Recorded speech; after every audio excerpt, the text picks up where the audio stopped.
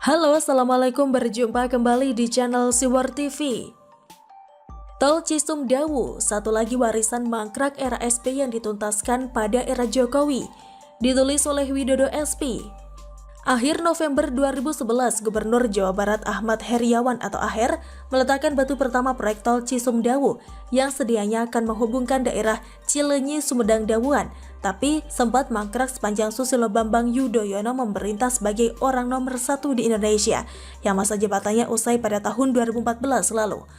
Menurut pemberitaan yang dilansir dari laman detik.com, peletakan batu pertama proyek ini dilakukan tepatnya pada 29 November 2011 bersama Menteri Pekerjaan Umum Joko Kirmanto dan Pak Aher tadi.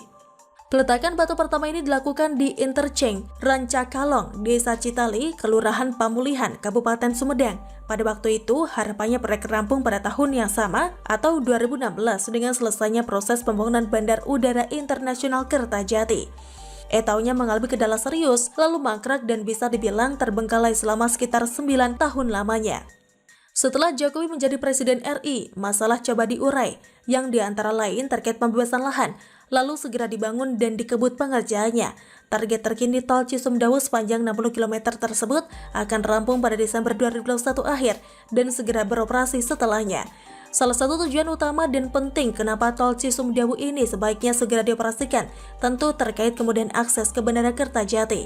Seperti diakui Menhu Budi Karya Sumadi dalam konferensi pers yang bisa kita saksikan di YouTube Sekretariat Presiden sejak 29 Maret 2021.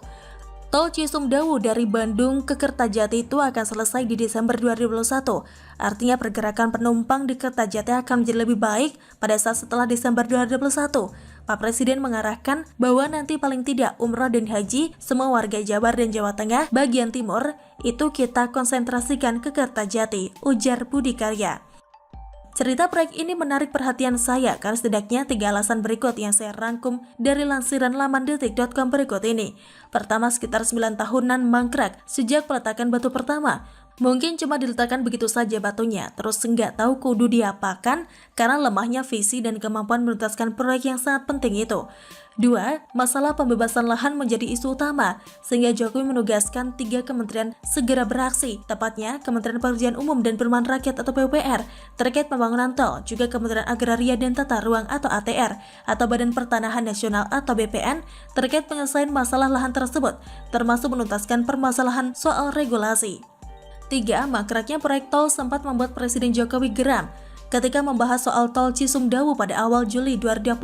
Sejak itulah proses penuntasan warisan proyek mangkrak pada era SBY itu pun dimulai dan kini hampir rampung. Membaca sekilas kisah proyek strategis jalan tol ini rasanya kok semakin membuktikan bahwa Presiden Jokowi sangat piawai dalam menuntaskan proyek yang mangkrak dan tidak ada solusi pada era SBY. Ya, tentu saja mungkin nanti tidak semua proyek akan mampu dituntaskan oleh pemerintahan Jokowi Ma'ruf yang hanya berdurasi 3 tahun tersisa. Terutama proyek jangka panjang, tapi fakta membuktikan bahwa cukup banyak proyek prestisius yang mampu dituntaskan sebagai penunjang infrastruktur dalam banyak bidang kehidupan. Seperti yang dijanjikan Jokowi pada masa kampanye Pilpres 2014 lalu. Siapa wakilnya saat itu rasanya tidak usah disebut karena saya sedang malas mengingat orang itu. Namun fakta lain yang tak bisa disangkal adalah gagahnya Presiden SBY memastikan keberlangsungan penuntasan proyek tersebut karena terkesan hanya ditinggalkan begitu saja dengan masalah menumpuk dan menyertainya. Jadi rasanya agak heran kan melihat kalau Candi Hambalang mangkrak dengan kondisi mengenaskan semacam itu yang disebabkan gara-gara ulah kader Partai Demokrat saat itu yang rakus lalu melakukan korupsi. Lawang proyek dengan tantangan biasa macam tol Cisumdawu saja mangkrak 8 tahun, apalagi proyek yang duitnya ditilep kader partainya sendiri. Ini baru 2 contoh yang jelas ada di depan mata loh, yang keduanya sama mangkraknya. Maaf ya, Pak SBY, saya kudu menyebut nama Bapak SBY karena faktanya tol Cisumdawu ini warisan mangkraknya kan sejak zaman Bapak SBY masih menjadi Presiden RI yang tidak bisa diteruskan begitu saja tanpa ada penuntasan masalah oleh para menteri hebat pada masa Presiden Jokowi. Jangan baper dan bikin konferensi pers dadakan ya Pak. Namun kalau Bapak misalnya mau melukis boleh deh, tapi nanti pas diresmikan oleh Presiden Jokowi ya. Begitulah kura-kura. Bagaimana menurut Anda? Silahkan tulis komen Anda di kolom komentar. Jangan lupa untuk like, subscribe, dan share. Siwar TV pamit, sampai jumpa. Wassalamualaikum warahmatullahi wabarakatuh.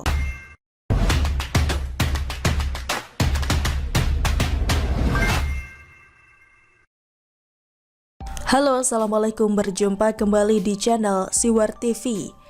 Komentari mobil baru Gubernur Sumbar, PKS kok santun amat gak kayak kritik cat pesawat? Ditulis oleh Syardi. PKS menunjukkan sikap berbeda dalam merespons dua kegiatan yang menggunakan uang negara. Memangnya sejak kapan PKS tidak seperti itu? Dari dulu juga partai satu ini kelihatan munafik dan tidak adil dalam berkomentar. Bahkan kadang cukup keterlaluan. Makanya banyak yang berharap agar partai ini nyungsep dan tersingkir dari dunia politik Indonesia untuk selamanya. Di survei baru-baru ini angka elektabilitas PKS makin lama makin memprihatinkan dan disalib oleh PAN. Artinya PKS kalau masih merasa angkuh dan munafik, dengan senang hati rakyat akan bergembira ria karena PKS tidak lolos ke Senayan. PKS adalah salah satu partai selain Partai Demokrat yang sangat mengkritik pengecatan ulang pesawat kepresidenan dengan menyebutnya tidak peka terhadap kondisi pandemi. Menurut saya, apa yang dilakukan sangat tidak peka dengan kondisi pandemi dan kondisi masyarakat saat ini. Apalagi persebaran pandemi yang semakin masif dan sudah menyebar ke berbagai daerah, kata Wasekjen DPP PKS Ahmad Fathul Bari. Langkah melakukan pengetatan juga tidak diiringi dengan solusi yang diberikan, sehingga masyarakat seolah bertarung sendiri dengan tantangan hidup atau mati menghadapi pandemi dan kesulitan hidup yang terjadi, katanya lagi. Tapi di sisi lain, soal pembelian mobil dinas baru untuk gubernur dan wakil gubernur Sumbar, PKS tidak melempar kritik keras, hanya sekedar basa-basi, santun dan tidak menohok. Maklum saja, gubernur dan wagubnya diusung PKS. PKS hanya mengingatkan bahwa di tengah kondisi pandemi seperti sekarang, kebutuhan masyarakat harus diutamakan. Pertama, rakyat dan rakyat yang utama. Penuhi semua kebutuhan rakyat. Layani rakyat dan juga rakyat apalagi di masa pandemi, kata Ketua DPP PKS Mardani Alisera. Mardani tidak mempersoalkan pembelian jika memang pembelian mobil dinas itu harus dilakukan. Mardani hanya mengingatkan agar menjaga kesederhanaan. Kedua, jika memang perlu ganti mobil, gunakan yang lebih optimal melayani rakyat. Ketiga, pastikan juga kesederhanaan, katanya lagi. Mobil aja harganya fantastis, apa yang jaga kesederhanaan? Begitulah PKS, kalau lawan politiknya menggunakan uang negara akan dikritik habis-habisan. Sedangkan kalau kelompoknya sendiri, kritiknya santun sekali. Itu pun karena sudah viral.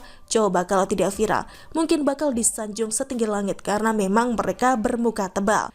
Satu kata buat mereka, munafik. Terkenal tidak konsisten, itulah politisi. Bila lawan politik yang salah maka akan dikejar-kejar pertanggungjawabannya. Tapi kalau kelompok sendiri meskipun salah biasanya tetap akan dibela atau dikritik santun dan sopan. Galak dan tidak galak tergantung siapa orangnya. Mereka tetap konsisten dalam hal kemunafikan. Sesama golongan dilarang kritik keras dan pedas meskipun kelihatannya salah. PKS ini baik partai maupun kadernya banyak yang mengecewakan. Gunakan kedua agama untuk berpolitik, tapi isinya banyak yang tidak bermutu. Dan satu lagi, tahu Formula E? PKS mendukung terlaksananya Formula E di tahun 2022 untuk mendapatkan manfaat ekonomi, padahal biayanya fantastis mencapai